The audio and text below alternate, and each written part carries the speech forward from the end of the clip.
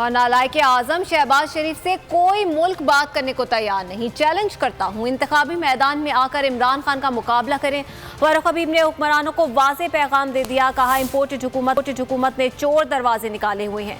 اسلام آباد کی 30 سے 40 میٹر کی حدود میں چھپنے والوں کو کہتا ہوں ایک بار یہاں کا رخ کریں, حساب دینا ہوگا.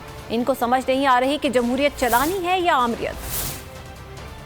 ان کو چیلنج کرتا ہوں کہ یہ آئیں, آ کر انتخابی میدان میں عمران خان کا مقابلہ کریں. اور یہ جو چور دروازے انہوں نے نکالے ہوئے ہیں, اس امپورٹڈ حکومت نے ابھی تک جو ہے وہ عوام کو 4 ماہ میں ریلیف کیا دیا ہے. مہنگائی کے اندر جو اضافہ انہوں نے کیا, جو انہوں نے بے روزگاری میں اضافہ کیا, جو بیڈ گورننس ہے ان کی, وہ آپ کے سامنے ہے.